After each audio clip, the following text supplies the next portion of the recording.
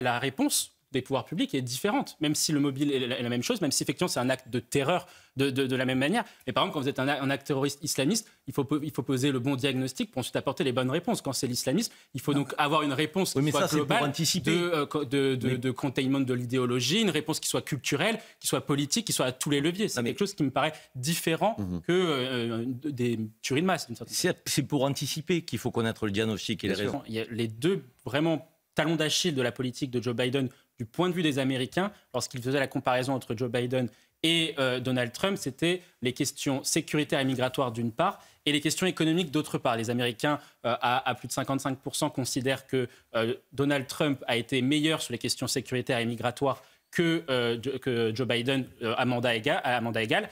Et de la même façon que la politique économique de Donald Trump était jugée meilleure par les Américains. Ensuite, après, ça s'illustre par des faits. C'est-à-dire que quand vous regardez aujourd'hui, il y a un contexte sur les attentats qui ont eu lieu aux États-Unis depuis au moins les années 90. Quand vous regardez les chiffres, depuis 1998, on a à peu près 4 attentats par an aux États-Unis en moyenne. C'est un chiffre qui baisse. La différence en plus avec l'Europe, c'est que le nombre de morts par attentat est beaucoup plus important. L'ampleur des attentats aux États-Unis est beaucoup plus importante qu'elle ne peut l'être en Europe. On est à plus de 33 morts en moyenne par année aux États-Unis. Ensuite, après, quand vous regardez, vous faites le comparatif entre sous Joe Biden et sous Donald Trump, il y a quelque chose qui est quand même assez important. C'est que, comme l'a dit Jules Torres, la menace a muté. Aux États-Unis, depuis le milieu des années 2010, et notamment depuis Donald Trump, les attentats terroristes islamistes à caractère islamiste étaient en recul, notamment sous son mandat-là, alors qu'ils étaient très importants sous Barack Obama. On se souvient de la tuerie de Orlando, notamment de la boîte gay avec l'attentat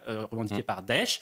C'est quelque chose qui était beaucoup moins vrai sous Donald Trump parce qu'il y a eu une politique diplomatique et sécuritaire qui était de lutter contre le terrorisme islamiste. Et pour autant, en 2024, les attentats terroristes à caractère terroriste islamiste ont augmenté aux États-Unis sous Joe Biden. Donc il y a un contexte aujourd'hui avec lequel les autorités doivent composer, qui est qu'effectivement, certes, il y a moins d'attentats aux États-Unis par an sur les dernières années. En revanche, le caractère islamiste est plus important sous Joe Biden que ne l'était sous Donald Trump. Et c'est pour cela que la réaction des deux personnes, de Joe Biden et de Donald Trump, est très importante à souligner.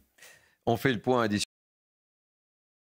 en Allemagne et au final, ça s'est produit aux États-Unis, Mathieu Accard. Oui, ça démontre une chose qui est quand même assez frappante aux États-Unis, c'est que l'organisation de la sécurité n'est plus optimale sur un certain nombre de sujets. Et effectivement, la campagne présidentielle américaine l'a démontré avec les tentatives d'assassinat à l'encontre du président Donald Trump. Donc à partir du moment où effectivement les pouvoirs publics américains, les services de renseignement également américains ont du mal à organiser la sécurité, la propre sécurité des candidats à l'élection présidentielle américaine, alors il est naturel qu'au niveau de la société, ce soit beaucoup plus compliqué. Et vous avez là donc un modèle qui, de plus en plus, est en difficulté d'un point de vue de la politique sécuritaire. Et comme je le disais, c'est pour cela que c'est important et c'est intéressant, je trouve, de regarder comment traite cette actualité de Donald Trump et Joe Biden, parce que vous avez aujourd'hui deux conceptions de la politique de sécurité qui sont quand même différentes et deux clairement différentes.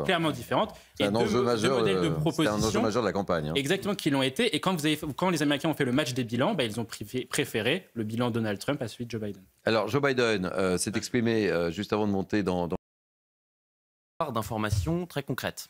Et puis il faut rappeler, je suis complètement d'accord avec ce que vient de dire Jules Torres, déjà il a forcément des informations. Et puis surtout, ce qu'il faut rappeler, c'est qu'après chaque attentat, après chaque mass shooting, les démocrates également aussi repolitisent les sujets. C'est toujours l'occasion de mettre sur la place certains débats. Moi, je reprends par exemple l'exemple de 2019, les attentats d'El Paso et de Dayton. Ça a été l'occasion pour les démocrates, très rapidement, après les événements, de mettre sur la table des débats comme la place du suprématisme blanc, la place également des armes, et de faire le débat sur les armes à feu. Et il n'est même pas incohérent aujourd'hui qu'avec l'affaire qu'on commente actuellement, que les démocrates puissent aussi encore relancer une pièce dans la machine sur ce débat, sur le second amendement et sur le port d'armes. Donc à partir du moment-là, puisqu'il y a effectivement le terroriste ou la personne qui est présumée coupable, va effectivement tirer aussi, il y a eu des coups de feu qui ont été entendus et qui a tiré sur la foule. Donc à partir de ce moment-là, il est aussi naturel qu'aux États-Unis, quand vous avez de ce type d'événements qui sont des événements tragiques, douloureux pour la famille, pour les Américains, que les responsables politiques puissent essayer de donner des explications le plus rapidement possible, puisqu'on est passé dans une ère de l'information immédiate. Durant cette heure sur Europe 1 et sur CNews, on va essayer de... La personne en cause, sur le débat qu'on a eu autour de la débat politique. On ne découvre pas aujourd'hui que Donald Trump, il fait de la politique, il met en place des sujets sur la table. Le débat sur la répartition des compétences, effectivement, qui est très juste d'un point de vue technique, sur la compétence de la sécurité, relève des États, pas de l'État fédéral, etc.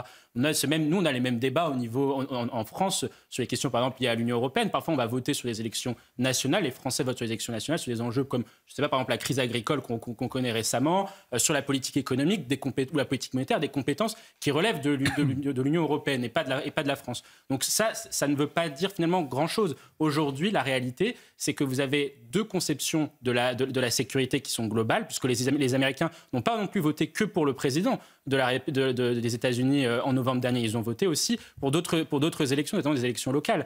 C'est que vous avez une conception sécuritaire forte placée au niveau des républicains, où on a un Donald Trump avec le mouvement MAGA, Make America Great Again, qui est véritablement ultra dominant au sein du Parti républicain, ce qui était peut-être moins le cas même en 2016. Et puis de l'autre côté, vous avez les démocrates qui d'ailleurs sont clivés sur la question de la sécurité, où il y a un clivage assez fort, assez prononcé. On se souvient, lorsque Kamala Harris est entrée en campagne, certains même, son aile gauche démocrate, trouvaient déjà Kamala Harris trop penchée sur les questions de sécurité, ou Joe Biden trop penché sur les questions de sécurité. Donc ça, c'est des questions qui relèvent de la politique aujourd'hui. Et effectivement, Donald Trump fait de la politique. Ensuite, après, qu'il ait raison ou pas dans son analyse et dans son descriptif, ça ne changera finalement pas grand-chose. Ensuite, après, pour revenir sur l'autre question, sur le profil de la personne, il faut quand même noter que l'arrivée du terrorisme islamiste contre le monde occidental a apporté deux mutations par rapport aux attentats des années 70-80. La première, c'est ce que vous avez très justement rappelé, c'est effectivement le facteur loup solitaire et la radicalisation. C'est quelque chose qu'on observe